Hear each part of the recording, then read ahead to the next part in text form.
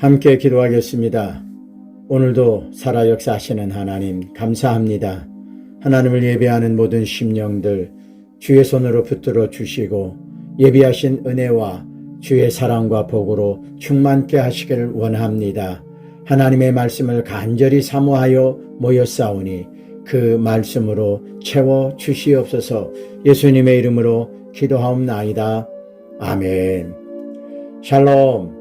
성경 말씀 사도행전 2장 22절부터 24절까지의 말씀을 보겠습니다. 이스라엘 사람들아, 이 말을 들으라. 너희도 아는 바와 같이 하나님께서 나사렛 예수로 큰 권능과 기사와 표적을 너희 가운데서 베푸사 너희 앞에서 그를 증언하셨느니라. 그가 하나님께서 정하신 뜻과 미리 아신 대로 내준 바 되었거늘 너희가 법 없는 사람의 손을 빌려 못 박아 죽였으나 하나님께서 그를 사망의 고통에서 풀어 살리셨으니 이는 그가 사망에 매여 있을 수 없었음이라. 아멘.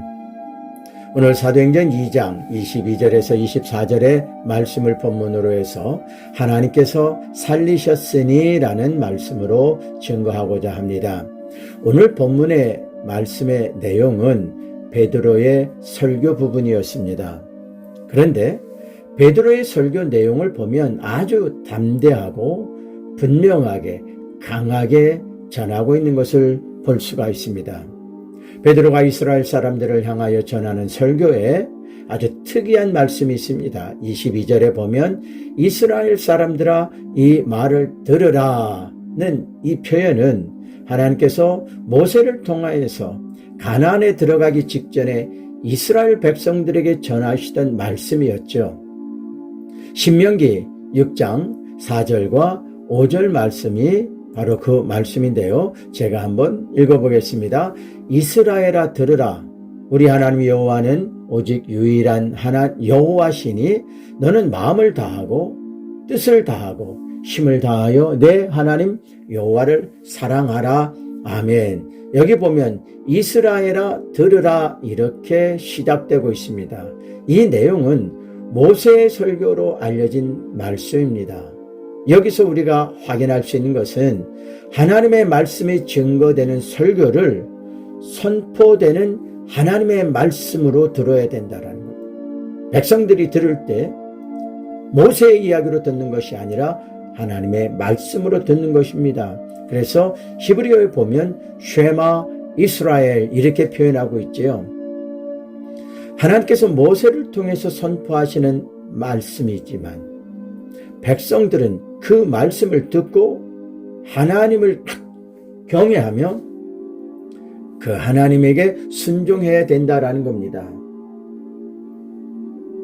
베드로는 이스라엘 사람들을 향하여 지금 하나님께서 모세를 통하여 말씀으로 선포하셨듯이 지금은 자신이 여호와의 말씀을 증거하고 있다라는 의미가 됩니다. 그럼 베드로가 증거하는 말씀은 어떤 내용입니까? 사도행전 2장 22절 한번 더 보겠습니다. 이스라엘 사람들아 이 말을 들으라.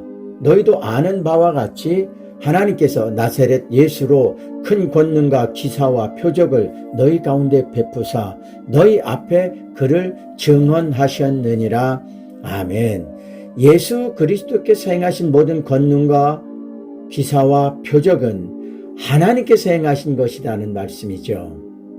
예수님은 하나님께서 선지자들을 통해서 언약하신 메시아이시며 하나님의 아들이십니다.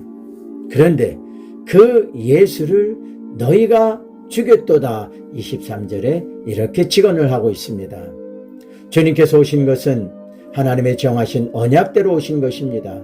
그런데 그 하나님의 아들을 이스라엘 백성들이 로마의 권력을 힘입어서 죽였다라는 고발이 됩니다. 유대의 지도자들이 행한 죄가 어떠한 죄입니까? 사도행전 3장 15절을 봅니다. 생명의 주를 죽였도다. 그러나 하나님이 죽은 자 가운데서 그를 살리셨으니 우리가 이 일의 증인이라. 아멘. 사도행전 7장 52절입니다.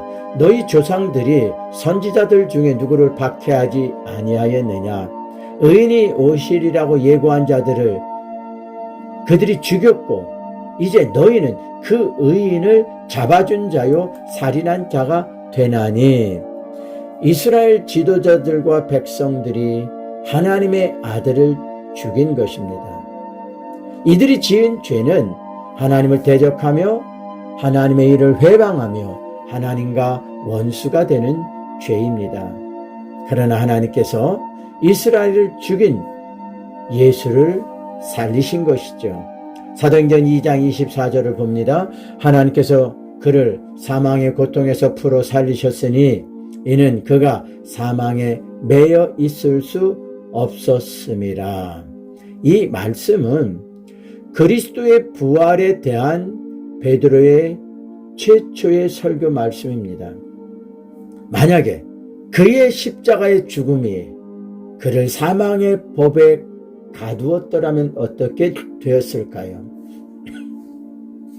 만약에 예수께서 부활하지 못했더라면 어떻게 되었을까요? 고린도전서 15장 14절을 보겠습니다. 그리스도께서 만일 다시 살아나지 못하셨으면 우리가 전파하는 것도 헛것이요 또 너희 믿음도 헛것이며 아마도 우리 모두는 거짓을 전하는 자들이 되고 우리가 믿고 소망하는 구원은 절대로 이루어지지 못하는 것입니다. 그렇다면 목회자들은 최고의 사기꾼이 되겠지요.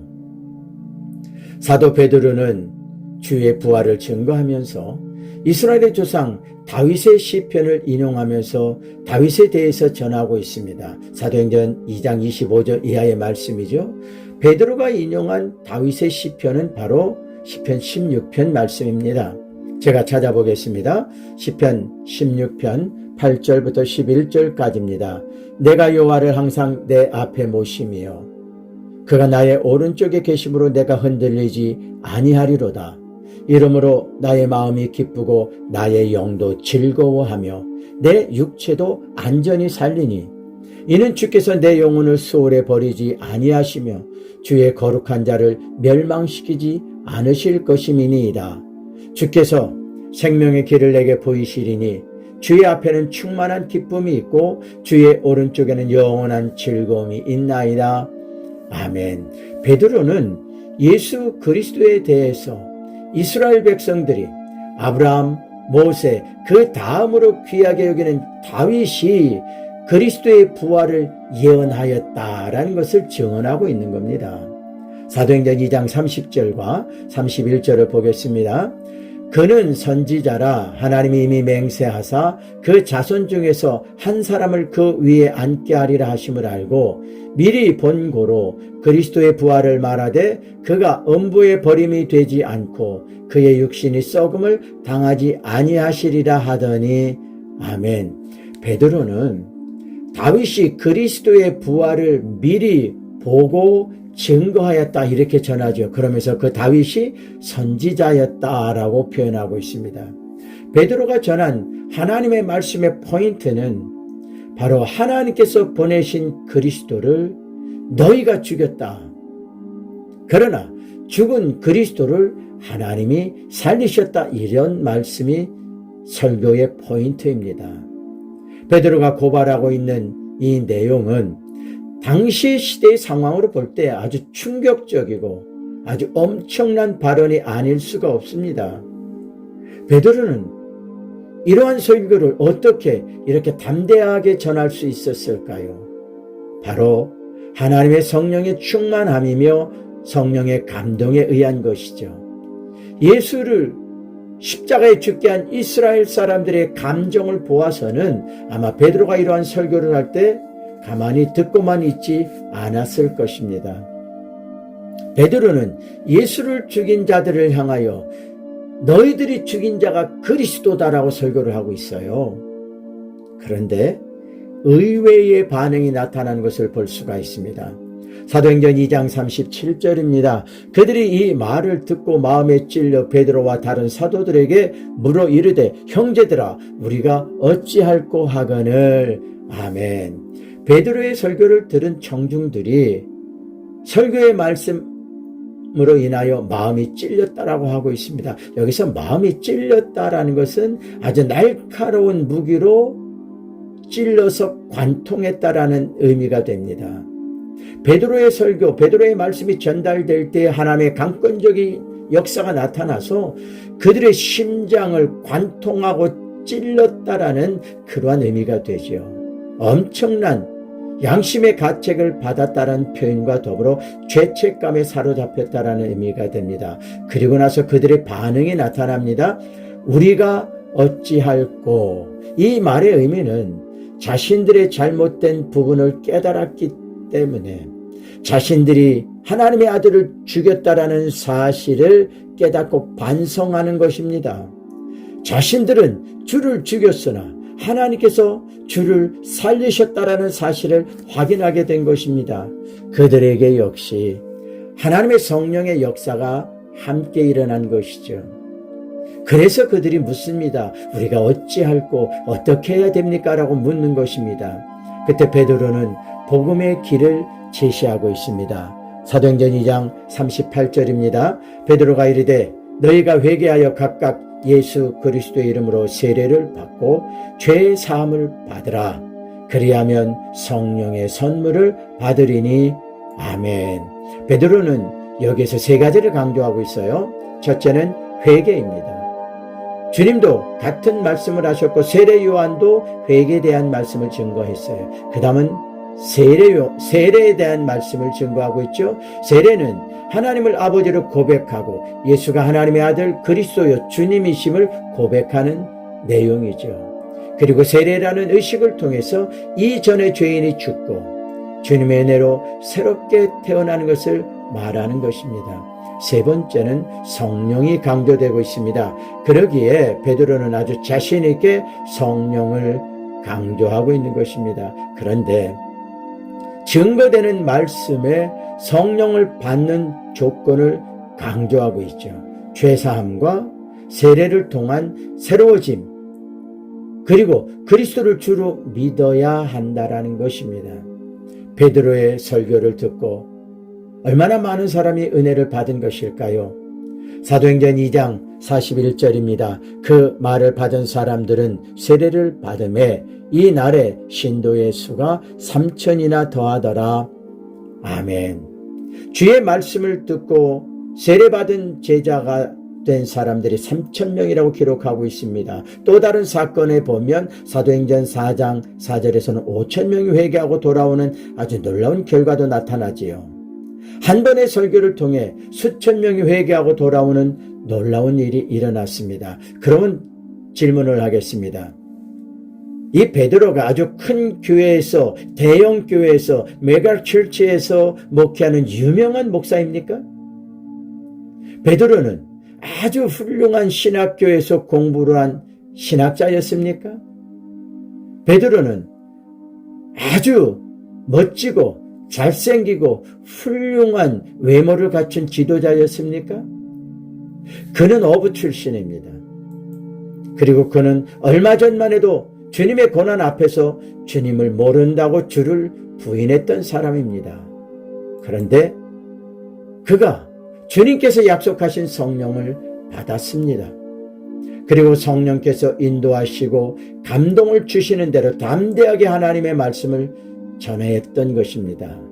그때 수천 명이 마음이 찔리고 회개하고 돌아오게 된 것이었지요.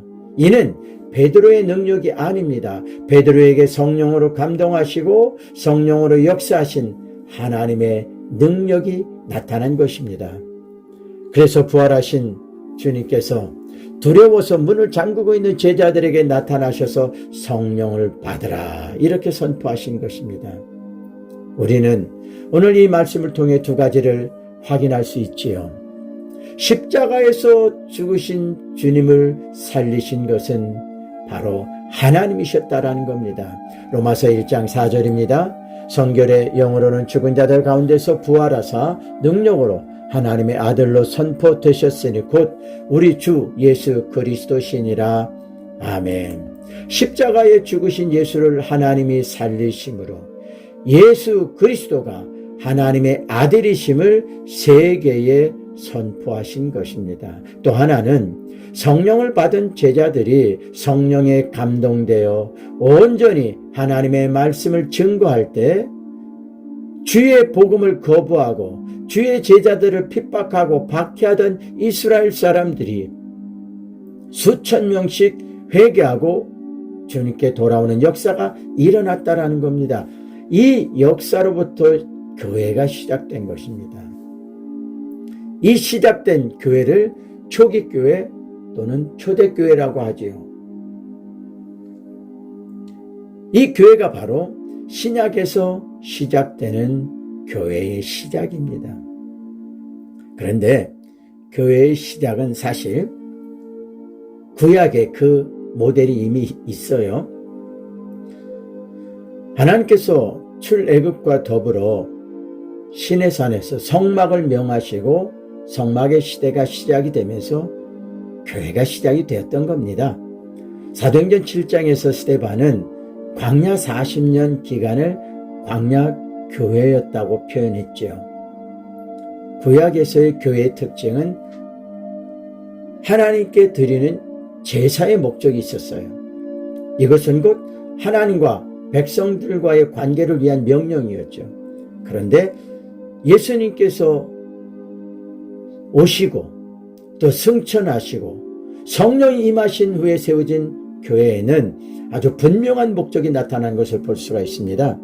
마태복음 28장 19절입니다. 그러므로 너희는 가서 모든 민족을 제자로 삼아 아버지와 아들과 성령의 이름으로 세례를 베풀고 아멘. 또 사도행전 1장 8절입니다. 오직 성령이 너에게 임하시면 너희가 권능을 받고 예루살렘과 온 유다와 사마리아 땅끝까지 이르러 내 증인이 되리라 하시니라.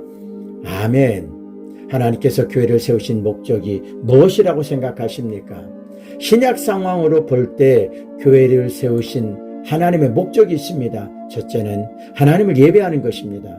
두 번째는 영적인 훈련장으로 세우신 것입니다. 세 번째는 바로 복음을 전하는 전도와 선교, 이것이 교회를 세우신 목적입니다. 십자가에서 죽으신 그리스도를 하나님께서 살리지 못하셨더라면 신약의 교회는 없습니다.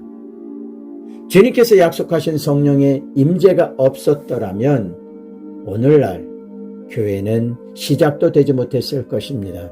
이 두 가지가 없었더라면 하나님의 복음은 이방의 모든 민족에게 증거되지 못하였을 것입니다. 우리가 바로 교회입니다. 내가 바로 그 교회의 구성원입니다.